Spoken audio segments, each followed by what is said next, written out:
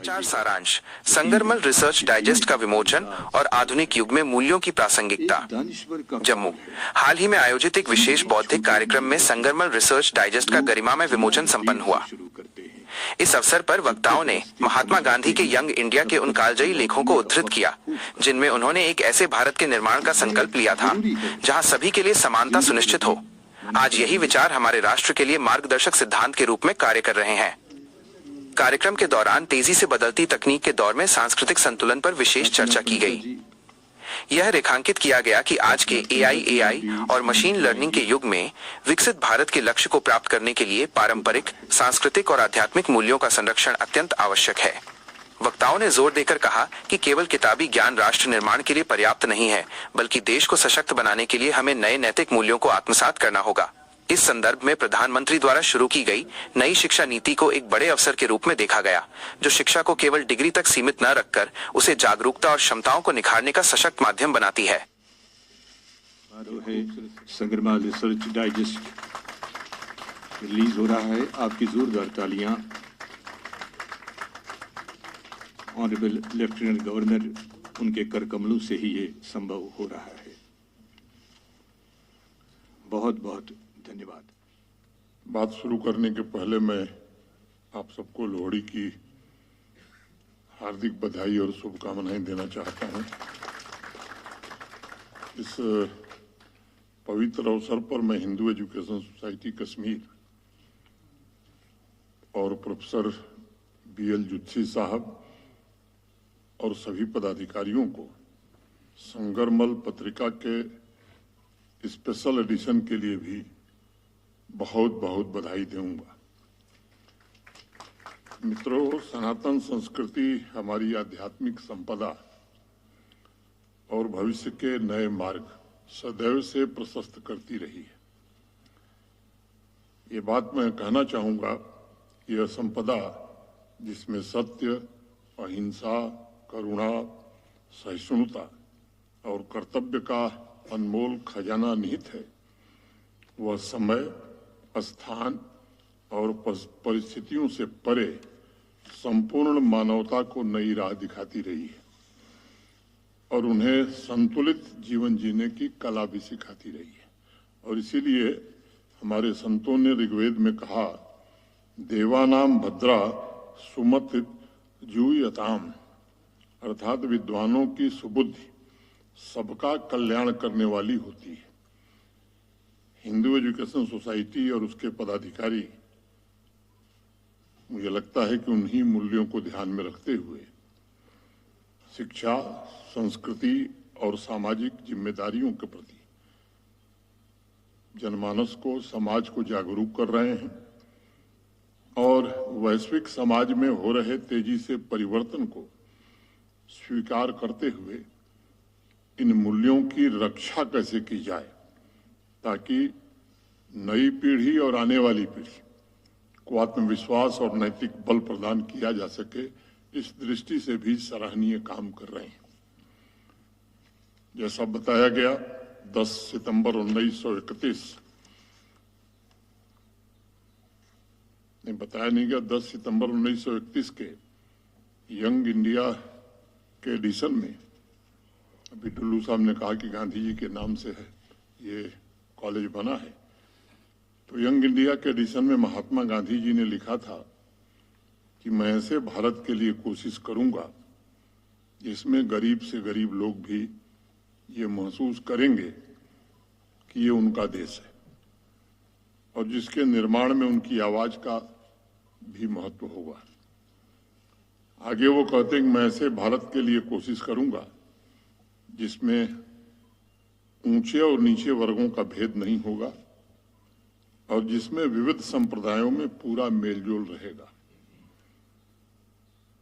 उसमें स्त्रियों को भी वही अधिकार होंगे जो पुरुषों को होंगे। मैं मानता हूं कि गांधी जी का यह संकल्प हमारे लिए गाइडिंग प्रिंसिपल्स हैं और इनसे जुड़े लक्ष्य ही हमारी व्यक्तिगत, सामुदायिक और राष्ट्रीय पहचान के मूल में स्थित होनी चाहिए।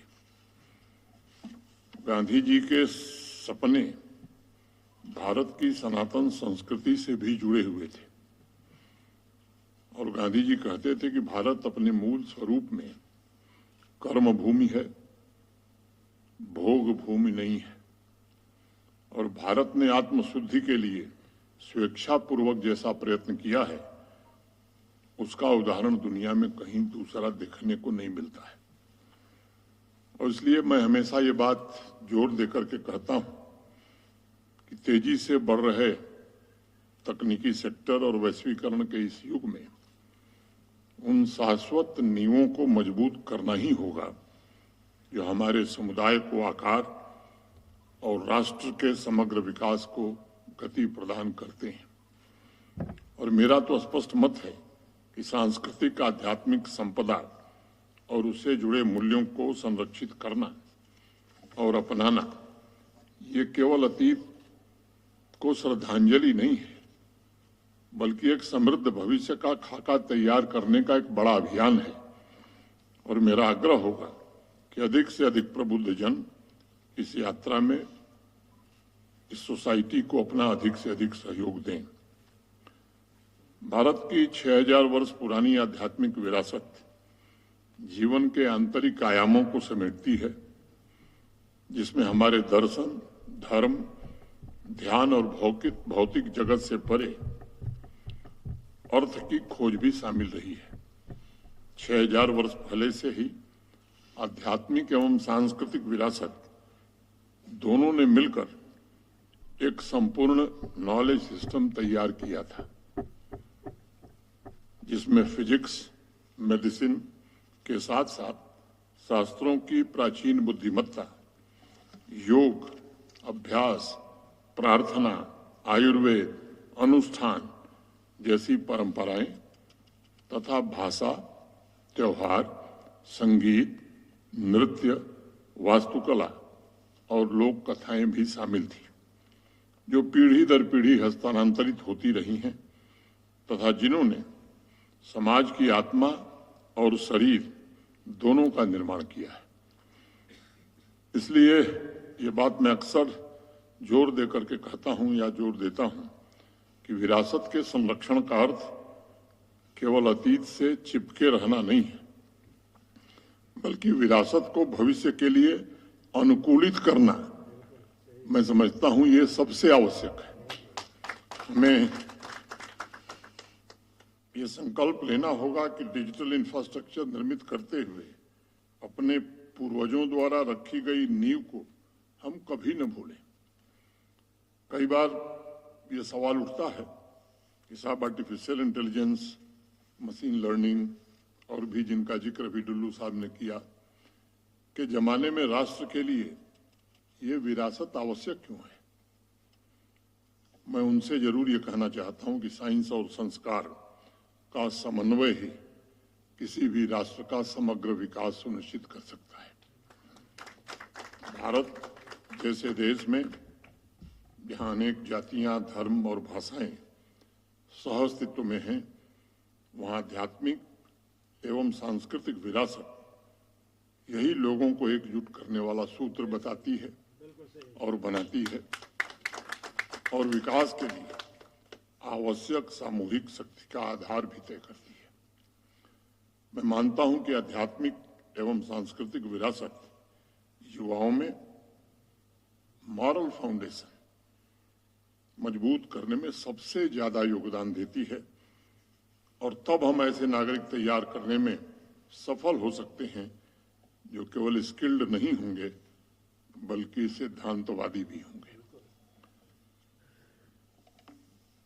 चाहे नीलमत पुराण हो, राजतरंगिणी हो, वेद, उपनिषद, साइंस के अन्य ग्रंथ, ऐतिहासिक स्थल हो, हैंडीक्राफ्ट, हैंडलूम की लोक कला हो, इन सभी को मैं राष्ट्र की एक जीवन संपत्ति के रूप में देखता हूं और इसलिए विरासत का संरक्षण ये बड़ा लॉन्ग टर्म इन्वेस्टमेंट है जिसे रचनात्मक उद्योग की तरह ही देखना चाहिए। यह सिर्फ धन संपत्ति, लाभ और नुकसान, प्रॉफिट और मुनाफे की बात नहीं है बल्कि समानता आधारित विकास के लिए नए मूल्यों को जनरेट करने की ये बात, ताकि व्यक्तिगत और बौद्धिक विकास को राष्ट्रीय उन्नति में परिवर्तित किया जा सके। आध्यात्मिक और सांस्कृतिक संपदा के संरक्षण के अलावा हमारा दूसरा सबसे बड़ा लक्ष्य शिक्षा को सामाजिक परिवर्तन के केंद्र में स्थापित करना होना चाहिए।